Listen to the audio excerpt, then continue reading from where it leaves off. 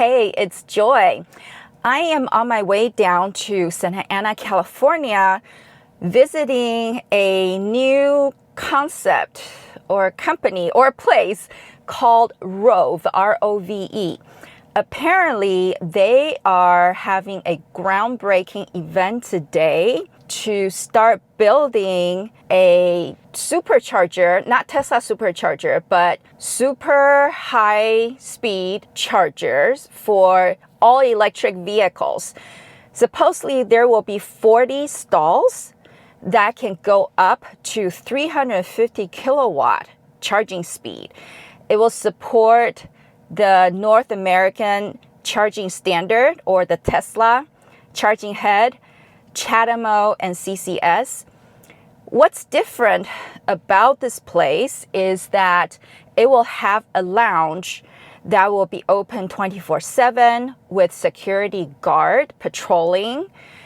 And the lounge will have vending machines. So if you ever been to Kettleman City Supercharger, it's going to be like that, but supposedly on a grander scale. And it's not just for Tesla cars, but for all electric vehicles. So I got invited to this event and I'm heading down there to check it out. And I will be talking with their CEO, Nathan, and find out more about Rove. This is their very first location that they plan to open in the next couple of years here in Southern California. I believe they want to open 6 locations throughout California, I guess just to test it out and then see if they'll expand. So let's head out there. So this is the future site of the first Rove charging center. As you can see, this whole lot is ready to go. There will be 40 super fast chargers that will go up to 350 kilowatt charge speed, accommodating for all types of EVs. There will be a Gelson, they call it a recharge, little grab and go, fresh market place, refreshment center, I suppose, with a lounge area and amenities for people to use. Okay, we just had the groundbreaking event at Rove here in Santa Ana, California, and I am fortunate to have the CEO of Rove, Nathan McDonnell, join me. Sorry, English is my second language, but thank you so much for taking this time to chat with me. Absolutely. About Rove. So first of all, I'm curious, how did this idea come about? You know, sitting in a hot parking lot, no shade, no restroom, no place to get anything to eat, waiting 45 minutes in line for a charger I knew I'd spend another 45 minutes on. That's how this idea came about. Okay, great. And this is the first of many sites to come here in California, yes, correct? Correct. So what is your vision for Rove in the future? We would love to see a Rove every 10 miles down every freeway and filling in the communities. Okay, so expand throughout the country. Yes, of course. And I'm also curious, what is the business model? How are you making money? So every piece of Rove must be profitable to be here. And that is a criteria that we have. So that's the business model that we will stick to. So can you share a bit more specifically? Like, I mean, you will have 40 chargers at this particular site, yes, serving all sorts of different EVs. Yep. So obviously, you're going to make some revenue from charging, right? Yeah, I'd rather not get into that. Okay. And then I just found out that Gelson's going to partner with you to have a market and a lounge area with fresh food on site. And so are you like leasing it to them, or can you share anything with us at this point? They are a great business partner with us. Okay. And we always wanted a group to come in that had that same love of that great customer experience, and the fresh food, and that Gelson's just has they're a local group that's had a great footprint here in California. So we knew that they would be the right partner with the right food, the right concept, because we would love to see some good grab and go, some good coffees, good pastries, things like that, and in the neighborhood market setting, the recharge market. Okay, so how does Rove, how is this different from, let's say, Kettleman City Tesla Supercharger site? Well, it's much closer to where people live.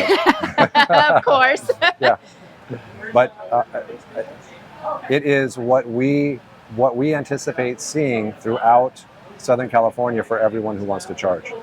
We need space for people to charge. I've waited in line too much of my life to get into a charger. I've had too many challenges trying to get a charger started.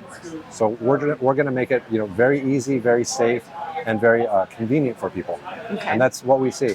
Okay. So when you mentioned about being safe, what type of safety measure? Because I know that the lounge is going to open 24/7, right? So let's say that a female EV driver like myself, I'm driving, I'm going on a road trip, and I pull into this charger late at night. Yep. Will I feel safe here? You'll find a security guard watching over everything. Okay. You'll find that in order to get into the restroom or lounge area, you need a code-based from your app to get into that area. And then you will go in, and the security guard will make sure that no one else is in there, okay, other than customers here. Great. And they'll be wandering the parking lots to be sure that everyone's safe. So there's also an app you mentioned. There is an app, yep. Okay. Can you share with me a little bit about what the app, what function this app will serve? For charging your car, for car washes, for any other amenity features that we have here, you'll purchase them through the app. Oh, okay. And codes for the bathrooms. As we bring out plug and charge, then of course you need the app for plug and charge, just like the experience that you get on a Tesla now, where you plug it in and it just automatically charges. If you have the card and you have a credit card registered there, then you can have plug and charge on every car. Oh, that's great. Through the Rove app. Our reward systems will go through there. Subscriptions, everything will go through the app.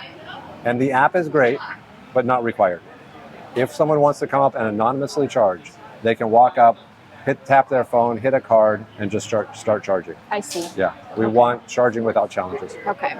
And these chargers will go up to 350 kilowatt in speed. That is incredible. And now that Tesla is going out there partnering with other EV companies to standardize on the North America charging standard, how will the chargers, the adapters play out at Rove? We want a seamless experience no matter what kind of car or what kind of plug you have. So every car will be able to charge here. Okay. And is it going to be like a specific section for NACS heads, a specific stalls for like CCS, or you have kind of like EV Go? For example, you have one station with different plugs or Magic Dock. As Rove evolves, you'll see a little more synchronicity throughout, because right now charger manufacturers are trying to solve these problems. There's a lot of different things coming out that we have to adapt to on the move, because we need to make sure that people can charge now. And what you see here today may not be at station number 5, because the manufacturers will be delivering products that we need then, right? So it's evolving, but we are sure that everyone can charge no matter what the plug is on their car, and they can charge fast. Okay.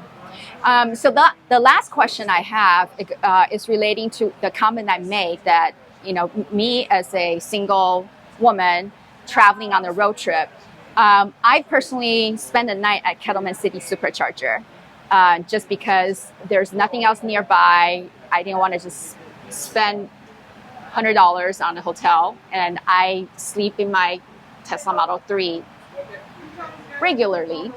And there are others that are out there doing the same.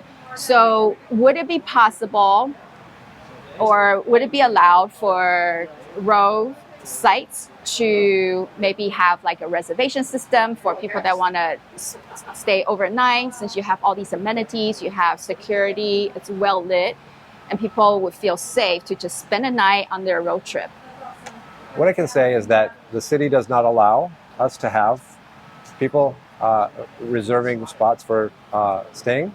But I think that you'll find that the Rove Center are a very well-lit, safe, secure place for you to be. Okay. Well, hopefully, with security. Hopefully, the city will change their mind down the future when they see the need. Mm-hmm. Wonderful. Well, thank you so much for your time, Nathan. Yeah, thank you. It's a pleasure. I wish you much success, and I look forward to seeing this whole site being built up. See you here soon. Yes. Thanks. Thank you. Well, as you heard from Nathan, there isn't much that he could share at this point because this whole project is still very early on. But I wonder how they will be able to differentiate themselves from Tesla Superchargers that are also being opened up to non-Tesla EVs. So currently, the Tesla Superchargers are next to like a mall or a big gas station market or by hotels. So there are already amenities available for Tesla Supercharger users and drivers. And as I mentioned during my interview with Nathan, I have personally spent a night at Kettleman City Supercharger, and it was completely fine. It was very safe. How they will be able to differentiate themselves from Tesla Superchargers. So that is my biggest question that only time will tell. Thank you so very much for coming along with me on this special event. I will see you in the next video, and God bless.